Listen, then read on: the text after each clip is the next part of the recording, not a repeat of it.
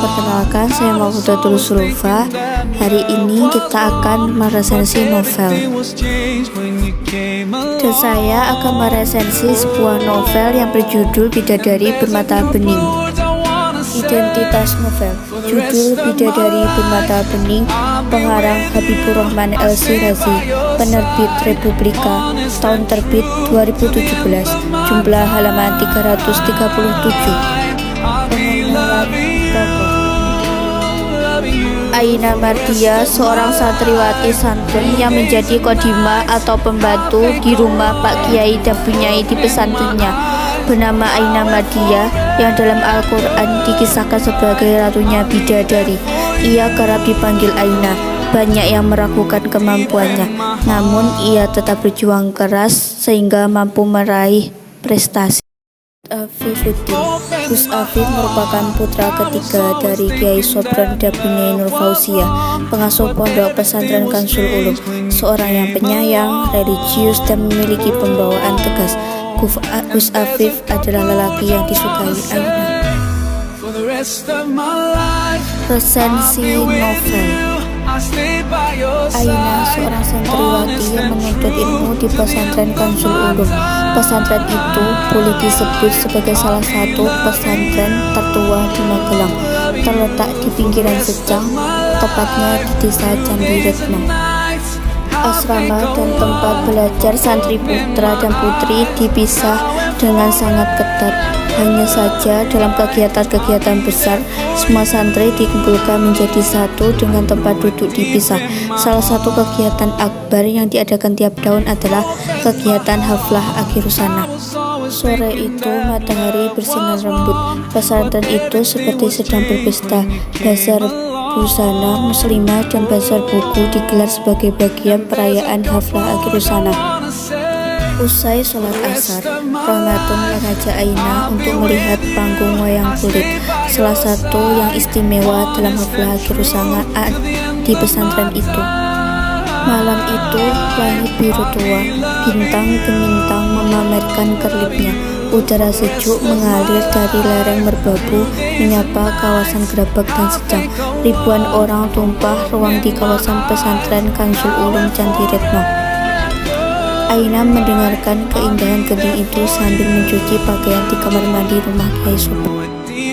Aina di rumah Kiai Sobron sedang mencuci baju milik Gus Afif, karena Kembardi yang biasa mencuci baju milik Gus Afif sedang diutus Kiai Sobron ke Jakarta. Usai menjemur pakaian milik Gus Afif, dia diutus Bunyai Nur Fauzia untuk menemani Gus Naufal, putra dari Gus Asik, untuk belajar di ruang tamu, karena besok Gus Naufal akan Gus Afifuddin atau biasa dipanggil Gus Afif melangkah ke dapur, lalu menuju kamar kodimah yang terbuka. Ia melihat Aina sedang menyetrika sorbannya. Hatinya berdesir. Santriwati cantik dengan nilai UN sebaik se-Jawa Tengah itu tengah menyiapkan pakaian dan sorbannya. Gus Afif tergagap. Ia baru menyadari kalau dirinya berada di tengah pintu. Ia menggeser tubuhnya beberapa langkah ke kanan. Aina bergegas ke dapur kantin tanpa menutup pintu kamarnya. Gus Afif berdiri beberapa saat dan berpikir apakah diizinkan oleh orang tuanya jika ia meminta Aina sebagai istrinya. Aina hanya seorang kodimah. Apakah kakak-kakaknya akan mendukungnya jika ia memilih seorang kodimah yang bukan keturunan kiai besar? Keesokan harinya adalah hari di mana yang ditunggu oleh seluruh para santri, karena hari ini hari puncak haflah akhir sana, yang dimana para santri akan dinyatakan lulus dari pesantren dan penobatan santri terbaik pada angkatan ini. Pada hari itu, semua santri merasa senang dan bersyukur atas kelulusan mereka karena sudah menyelesaikan jenjang pendidikan di pesantren Kansul Ulum. Terlebih Aina, karena dia akan dinobatkan sebagai santri lulusan terbaik dengan nilai ujian nasional tertinggi di Provinsi Jawa Tengah dari bidang IPS. Hal ini merupakan event yang istimewa bagi Aina. Haflah akhir sana sudah dilalui. Kini banyak santri pesantren Kansul Ulum yang sudah boyong pulang ke kampung halaman masing-masing. Ada yang melanjutkan kuliah di dalam negeri maupun luar negeri, ada juga yang merantau ke kota, dan ada yang juga yang sudah mau menikah. Pagi itu cerah, terang tanpa hujan. Burung gelatik melayang dan hinggap di dahan pohon sawo yang ada di halaman pondok pesantren. Matahari bersinar kekuningan. Aina duduk sendirian di beranda asrama Robiah Adawiyah yang sepi.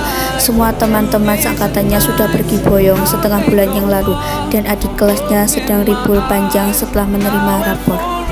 Dan pada akhirnya Aina memutuskan untuk kembali ke kampung halamannya di Purwodadi. Ia berangkat dari Terminal Secang naik bus jurusan Mojokerto Purwodadi. Aina sampai di kampung halamannya disambut oleh Atikah, anak ketiga pakde budenya. Ia datang langsung masuk ke kamarnya yang sudah disiapkan oleh Atikah. Setelah membereskan barang-barangnya, ia bercerita kepada Atikah mengenai lamaran Kiai Yusuf Baruduja yang pada dirinya lewat Kiai Sobron.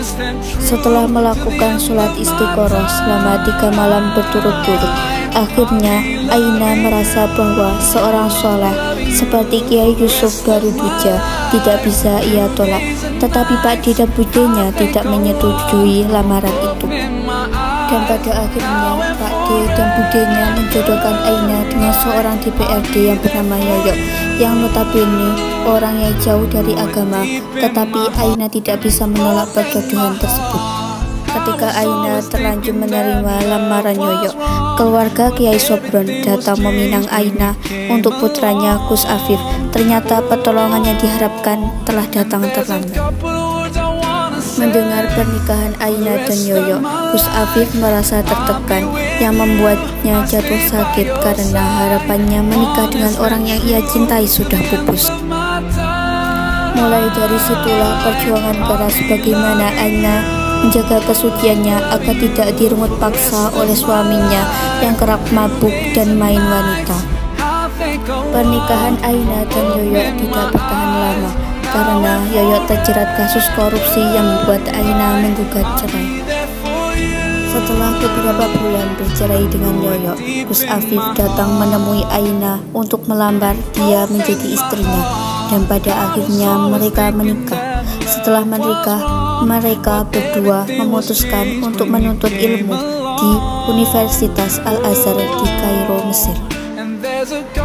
Kesimpulan, novel ini tetap memiliki banyak sisi positif yang patut dijadikan pembelajaran, di mana kita bisa belajar tentang bagaimana Aina dan Gus Afif yang ternyata diam-diam saling menyukai itu menjaga cinta, serta bagaimana Aina berjuang dengan penuh kesabaran dan keikhlasan ketika berbagai cobaan selalu datang menyapanya.